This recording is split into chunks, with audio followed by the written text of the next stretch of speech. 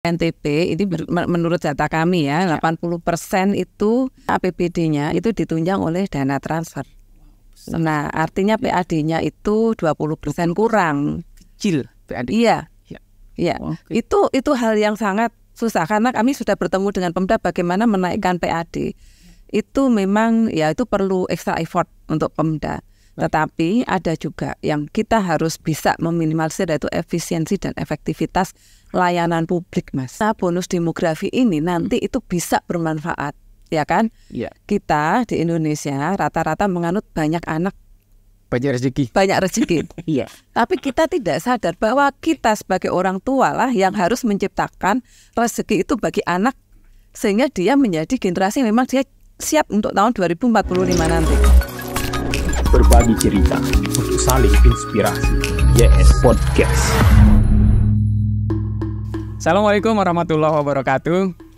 Ya, ketemu lagi dengan Yusron Saudi, tuan rumah YS Podcast. Hari ini sangat luar biasa nih. Saya kedatangan tamu istimewa. Ada Bu Ratih di sini. Bu Ratih Hapsari Kusumawardani. Beliau ini adalah Kepala Kantor Wilayah Ditjen Perbendaharaan NTB. Selamat pagi Bu, selamat datang di YS Podcast. Selamat pagi Mas Yusron, salam sehat. Sehat, cerah ceria Bu. Udah berapa lama Bu di NTB, bertugas di NTB? Sekitar 3 bulan kali ya. 3 bulan, yang jelas betah Bu ya? Betah, di mana-mana betah. Ini hebatnya nih Bu nih. Bu, kalau kita berbicara pendidikan Bu nih, untuk menjadi seorang kepala kantor wilayah nih, ini pasti tempaannya nggak mudah dong Bu. Pasti melalui jenjang pendidikan. Dulu kuliah di mana aja Bu? Boleh bercerita Bu? Saya kuliah S1 itu Mas di jurusan Matematika FMIPA UGM. Dan untuk S2 kita ikut jenjang double degree yang diadakan Bappenas. S2 saya itu yang pertama di UGM, yang tahap pertama di perencanaan kota dan daerah, dan selanjutnya di IHS Rotterdam itu juga sama, perencanaan kota dan daerah. Wow, ini luar biasa Bu. Pendidikan memang udah langsung mengarah ke, sudah di Kemenkeu saat itu Bu berarti? Sudah, saya sudah punya anak 1 sih ya, waktu itu 4 tahun saya tinggal.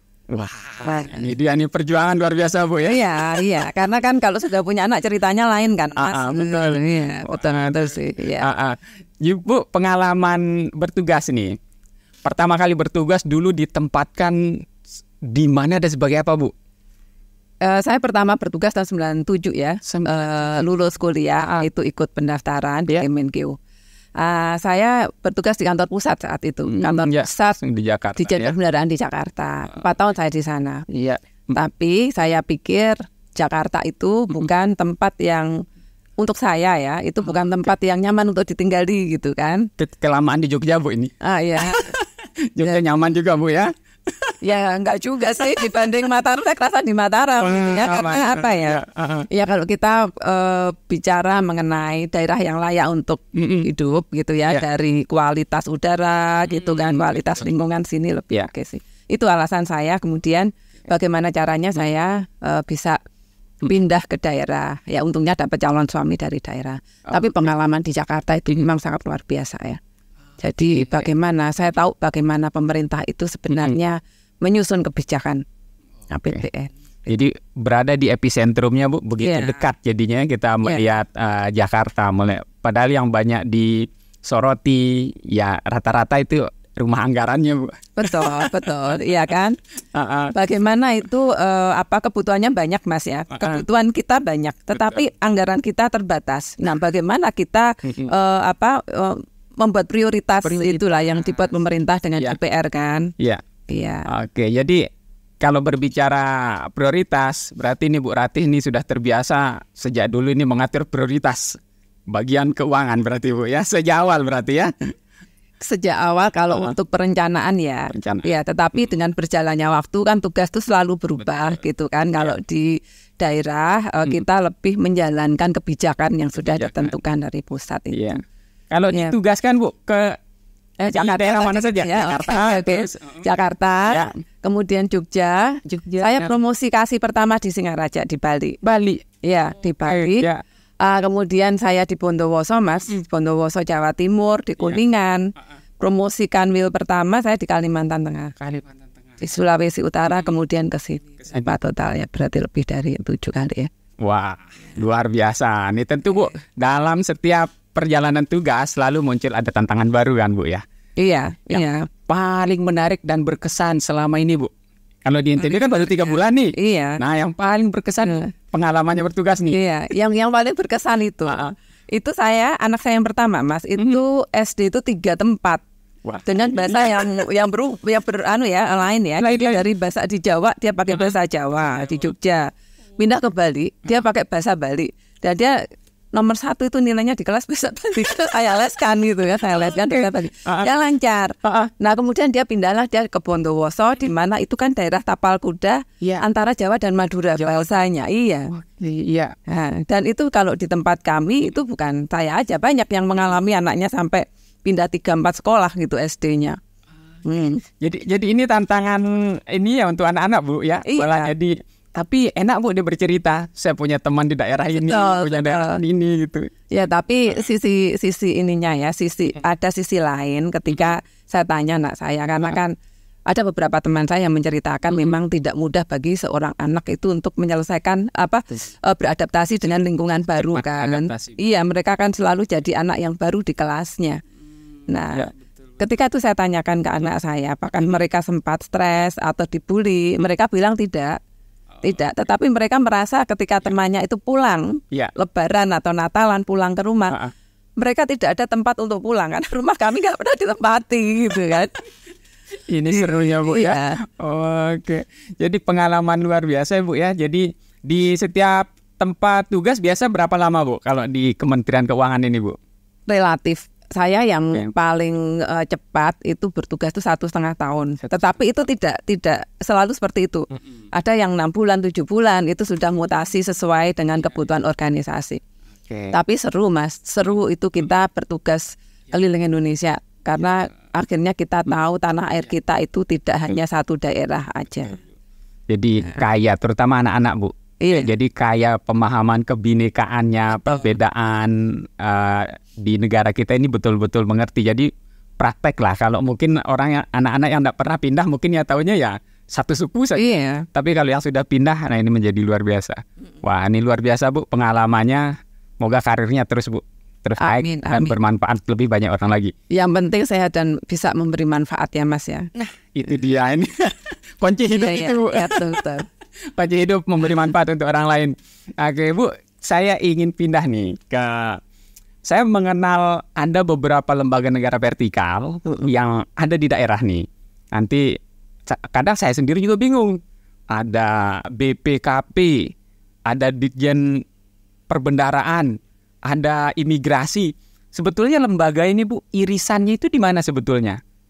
Atau ya dari daerah, yang dari daerah dan dari pusat ini lebih mengarah kemana sebetulnya tugasnya? Ya, ini kalau kita kaitkan dengan APBN gitu ya. Itu kan jadi itu sebenarnya ada kementerian lembaga.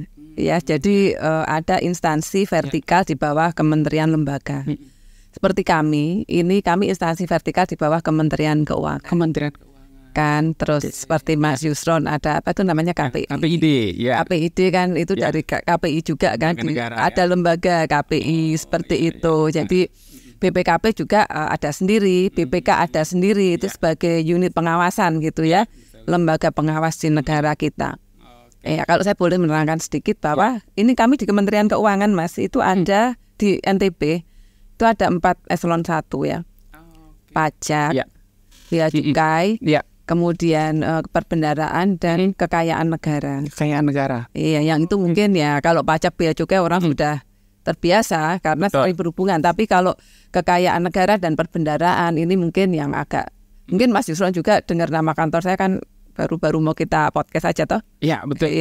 Masih asing makanya jadi sebetulnya apa yang menjadi tusinya gitu. Nah kalau kita berbicara ke tusi Bu, apa yang menjadi tusi perbendaraan ini? Iya, sebenarnya perbendaraan itu ya bendahara yang dijalankan, tapi bendaharanya adalah bendahara umum negara yang dipegang oleh Menteri Keuangan.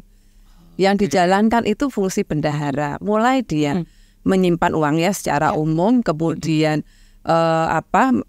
menata usahakan, kemudian melakukan itu pengeluaran atau pemasukan uang itu yang dilakukan secara umum seperti itu. Tetapi begitu di daerah itu kita bagi ada penerimaan negara, pajak, bea cukai.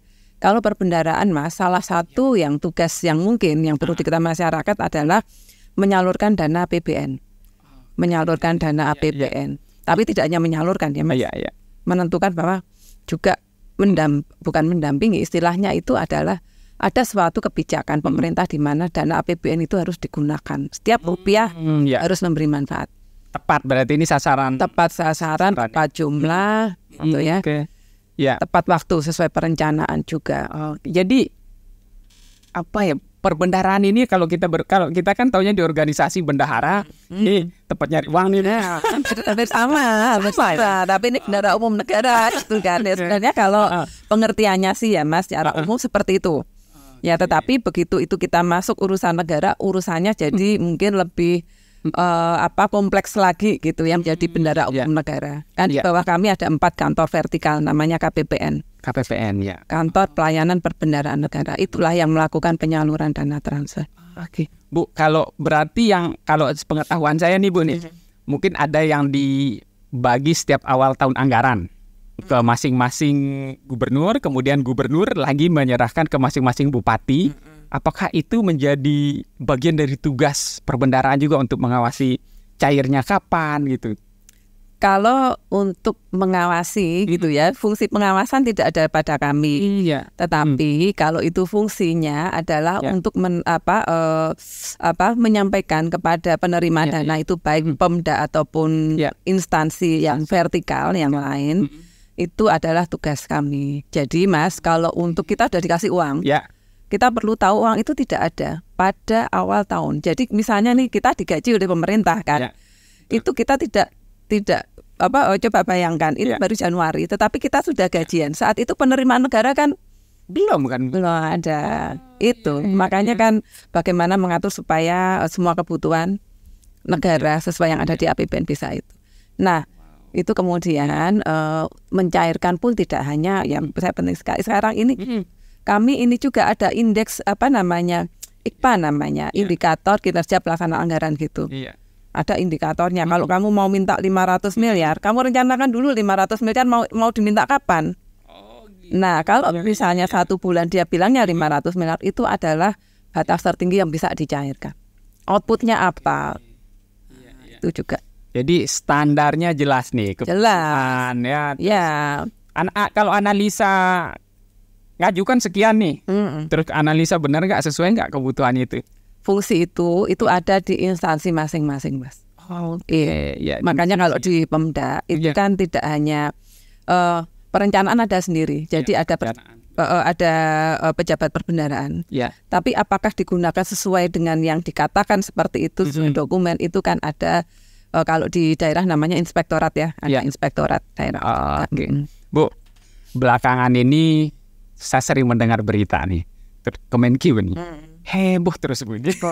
Rame gitu ya. Rame terus Bu nih. Yang membuat heboh itu sebetulnya di bagian mananya, terutama mungkin yang tipe yang mana dulu ya? Ada beberapa dirjen tertentu yang selalu menjadi sorotan gitu. Nah, terus kalau di secara garis besar Kemenkeu ini memang kan selalu terdepan dilihat sama masyarakat gitu. Pengendalian keuangan kita kan ada di situ Bu. Nah, yang menjadi ramai itu sebetulnya apa Ibu? Saya perlu ini dulu ya Mas ya.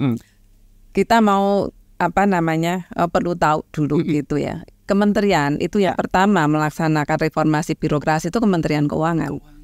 Sekitar tahun 2006-2007 ya, itu sudah mulai ada. Awalnya itu menyusun blueprint reformasi birokrasi. Pertama kali menggunakan itu ada sistem balance scorecard, ada kinerja sistem apa yang diatur itu di Kementerian Keuangan. Itu adalah salah satu cara memitigasi Mas, memitigasi timbulnya fraud, ya kan, timbulnya itu yang bertentangan dengan integritas gitu. Namun kita tidak bisa menutup mata bahwa kita tidak bisa yakin betul bahwa risikonya adalah nol. Nah, itulah dalam perjalanan waktu yang selalu dimitigasi di Kementerian Keuangan. Nah, yang terakhir Mas, ini kami diminta untuk memasukkan informasi terkait benturan kepentingan. Wah. Jadi misalnya saya punya orang tua, itu orang tua saya, itu ibu udah meninggal dan bapak masih, itu harus ditulis kakaknya berapa, nomornya, KTP, pekerjaannya apa. Apakah saudara kandung saya itu punya saham di suatu tempat, itu harus dimasukkan. Sampai seperti itu. Kalau tidak ada sanksinya. Kalau tidak ada sanksinya. Termasuk LHKPN itu Kementerian Keuangan itu adalah kementerian yang paling cepat untuk menyelesaikan LHKPN. Itu cara satu mitigasi.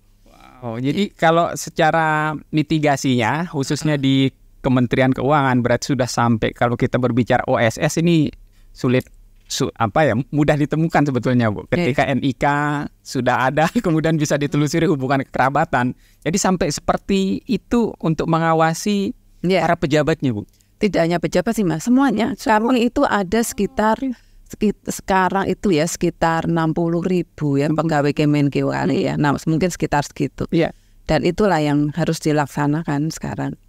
Iya. Selain mitigasi ya. Selain tadi, Bu, apalagi kira-kira reformasi birokrasi ini kalau menjadi kementerian yang paling disorot memang harus banyak berbuat, Bu. Iya lah. Nah, selain itu apa lagi, Bu, yang sudah dilakukan Kemenkeu? Ya, ini sebenarnya yang ingin saya tanyakan. Saya katakan ya, Mas, bahwa birokrasi itu sebenarnya bisa berubah. Sangat bisa berubah. Nanti kalau Mas Yusron punya waktu bisa melihat kantor-kantor layanan kami. Jadi untuk layanan-layanan itu sebenarnya kan harus jelas. Syarat layanan kapan selesai, kemudian ada biayanya atau tidak. Jadi di kami itu, Mas, itu layanan itu sudah tersandarkan. Dan sekarang kan kami memakai ini ya, secara memakai teknologi, tidak perlu datang, tidak perlu berhadapan. Kalaupun datang ke kantor, itu tidak boleh di ruangan yang tertutup.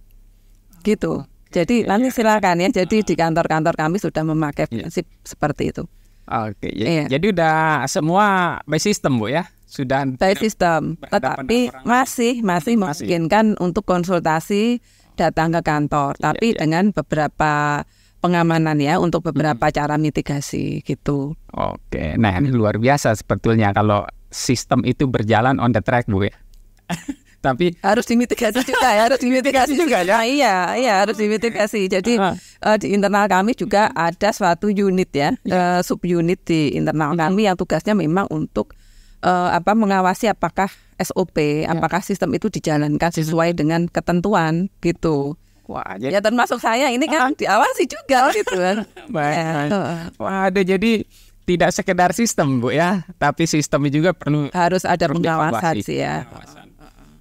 Dan perlu dievaluasi sih. Oke. Jadi satu perubahan tadi itu sebuah keniscayaan lah. Iya. Mesti terjadi, Bu. Dan ternyata di Kementerian Keuangan itu cepat, Bu ya, cepat birokrasi, reformasi birokrasinya cepat berjalan di situ. Bu, langkah mitigasi apalagi yang kira-kira sudah dilakukan Kemenkeu untuk mengatasi beberapa hal? Ada lagi nggak yang lain? Banyak, Mas, banyak. Jadi kalau kita bicara mitigasi itu dari awalnya, dari awal reformasi itu sebenarnya banyak yang dilakukan gitu ya. Yang itu ada tracing untuk benturan kepentingan. Dan kami itu juga diminta untuk ikut wilayah birokrasi. Kalau kami ya sekarang wilayah birokrasi bersih dan melayani. Kalau dulu wilayah bebas dari korupsi. Itu keharusan, kantor Kemenkeu keharusan itu, Mas, ikut program Menpan. Itu salah satu cara menjaga itu ya, Mas. Menjaganya. Jadi sudah sangat luar biasa sebetulnya, Bu ya. Jadi ketika kita berbicara proses mitigasi, kalau kita kaitkan, Bu, dengan TUSI-nya ini, Bu nih. TUSI yang berada di wilayah NTB. Jadi Ditjen Perbendaraan TUSI secara khususnya di wilayah NTB ini apa saja, Bu? Iya. Kita, Mas, mengelola dana sekitar kalau tidak 21 triliun ya. 21 triliun di NTB ya. Itu 17 sampai 18 triliun itu adalah dana transfer. Sisanya 3 triliun itu adalah dana yang disalurkan ke daerah melalui kementerian lembaga yang saya sebutkan tadi itu. Nah, kemudian itu kan tidak hanya kemudian dana itu tuh terserap. Terserap itu, Mas, kalau dalam indikator kami itu nilainya hanya 5-10%.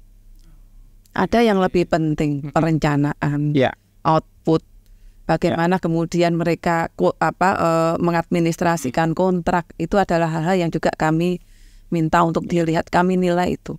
Itu salah satunya seperti itu. Jadi untuk data 21 triliun itu kami juga membuat analisa, Mas. Membuat analisa akan kami kirimkan ke kementerian secara berjenjang, gunanya itu untuk memberikan masukan atas kebijakan pemerintah.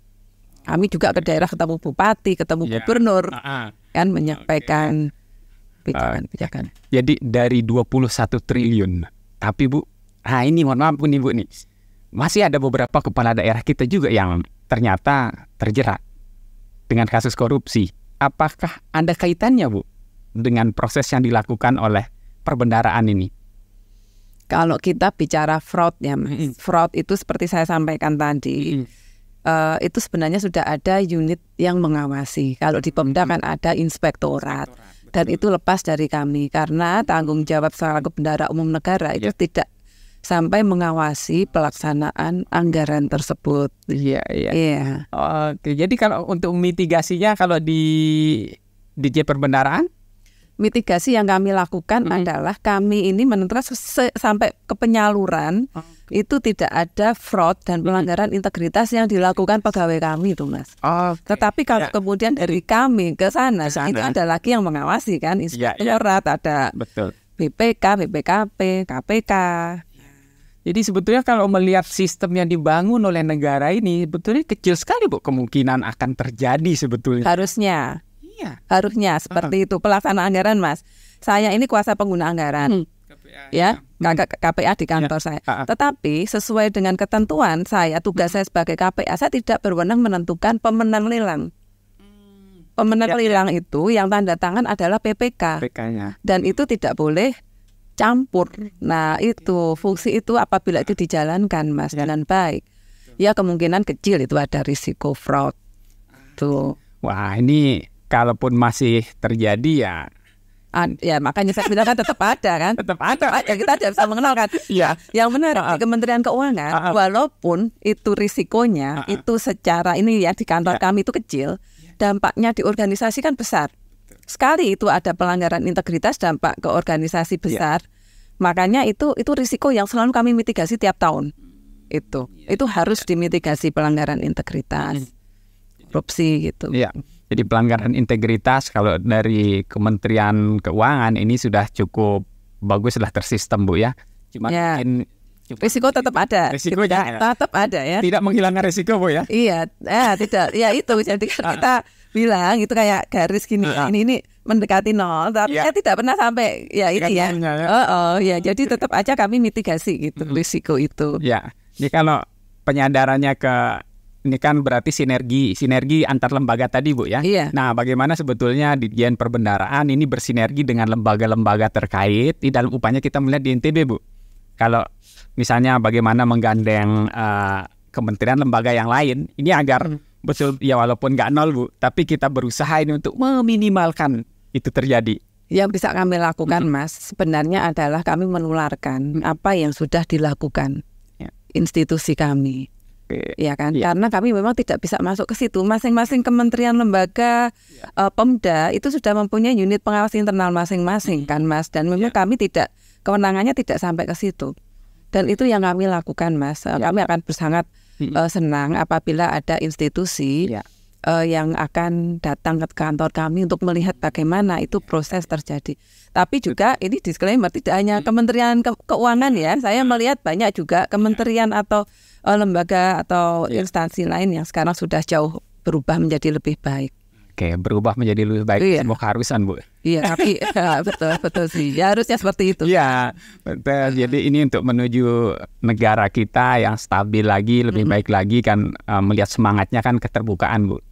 Semua sekarang sudah dialihkan ke sistem. Nah, ternyata Kementerian Keuangan ini sudah memberikan sebuah contoh untuk meminimalisir hal-hal tadi terjadi. Nah, ini kan tinggal kemauan lembaga lain atau kementerian lain untuk mengadopsinya. Nah, Bu, boleh berharap dong Bu ke depan ya. Nah, harapannya Bu, nih harapannya ke depan terutama untuk NTB Bu. Untuk NTB agar pengelolaan keuangan khususnya pemerintah daerah tidak terjadi lagi kasus-kasus korupsi. Nah, mungkin himbauan sih Bu terhadap masyarakat umum lah, atau pemerintah kita boleh lah Bu. Oke. Mas Yusron, itu NTB ini menurut data kami ya, 80% itu APBD-nya itu ditunjang oleh dana transfer. Nah, artinya PAD-nya itu 20% kurang. Kecil PAD. Iya. Iya. Okay. Itu hal yang sangat susah karena kami sudah bertemu dengan Pemda bagaimana menaikkan PAD. Itu memang ya itu perlu extra effort untuk Pemda. Tetapi ada juga yang kita harus bisa meminimalisir, yaitu efisiensi dan efektivitas layanan publik, Mas. Itu kalau menurut saya ya. Nah, itu yang menjadi perhatian utama ya di semua daerah seperti itu. Ya kan? Terus kemudian masyarakat juga itu sebenarnya harus juga ikut mengawasi pelaksanaan anggaran. Ya kan? Selama ini masyarakat bilang negara utangnya banyak. Itu aja yang kelihatan. Itu kan. Kenapa gitu? Karena begini, kalau di rumah tangga Mas, kita punya gaji sebulan 1 juta, kita akan menggunakan 1 juta itu sudahlah, saya hidup dengan 1 juta itu harus cukup. Tetapi di negara itu tidak seperti itu, ya kan? Kita bisa, tapi apa yang terjadi? Kita tidak melakukan pembangunan dong. Oh iya. Ya kan? Kita tidak melakukan pembangunan, makanya ada defisit. Ya kan? Kalau penerimaannya misalnya sekarang kita itu sekitar 3.300 triliun, ya kan, belanja kita segitu. Kalau penerimaannya kurang, itu defisit kan namanya, ditutupi dari pembiayaan. Salah satunya yaitu tadi dari utang itu, prinsipnya seperti itu. Tetapi yang penting bagaimana masyarakat mengawasi hasil dari APBN itu sangat penting. Nah, apakah kita semua sudah ikut mengawasi? Kan? Jangan menjadi trigger yang ikut memacu poros gitu kan? Iya. Oke. Jadi menarik sekali Bu. Jadi menarik perhatian masyarakat kita untuk ikut terlibat. Ini kan kalau sudah bisa masyarakat merasa peduli, andil bahwa semua yang sudah dia keluarkan nanti akan kembali ke masyarakat juga. Harusnya seperti itu. Seperti itu kan Bu, idealnya kan. Jadi ada trust ya, ada trust betul. Itu. Jadi percaya sudah nih, saya bayar pajak. Jadi saya lihat langsung pembangunannya. Nah, tapi di prosesnya tentunya ini butuh kerjasama berbagai pihak. Betul. Termasuk masyarakat tadi ya, diawasi gitu loh, diawasi untuk apa aja. Betul tidak? Di daerahnya itu uang yang diberikan memang sesuai dengan peruntukannya. Oke, sahabat YES Podcast, ternyata luar biasa ya. Diskusi dengan Bu Rati, ini kami membahas tentang Ditjen Perbendaharaan. Ternyata harus kita ketahui semua oleh masyarakat umum nih, khususnya di NTB. Mari terlibat dengan cara kita masing-masing. Oke, mungkin Bu sebagai closing Bu. Nih, sebagai closingnya mungkin apa yang bisa Ibu sampaikan? Iya. Begini ya Mas ya. Ini kita itu nanti 2045 kita akan menuju Indonesia Emas. Kita punya bonus demografi. Di kantor kami 33% itu adalah generasi Z. Ya kan? Nah, bagaimana bonus demografi ini nanti itu bisa bermanfaat, ya kan? Kita di Indonesia rata-rata menganut banyak anak, banyak rezeki. Iya. Tapi kita tidak sadar bahwa kita sebagai orang tua lah yang harus menciptakan rezeki itu bagi anak, sehingga dia menjadi generasi memang dia siap untuk tahun 2045 nanti. Itu yang menjadi PR bersama. Dan Kementerian Keuangan, Mas, ini kan mempunyai STAN ya, lembaga STAN itu. Kami ini melalui kantor vertikal kami di daerah, itu kami mengunjungi sekolah-sekolah untuk memberitahukan tentang STAN. Itu sekolah kedinasan. Dan juga akan memberikan bantuan semuanya tanpa biaya. Wow, biasa. Iya. Luar biasa. Silakan, masih ada waktunya kalau untuk daftar STAN. Ya.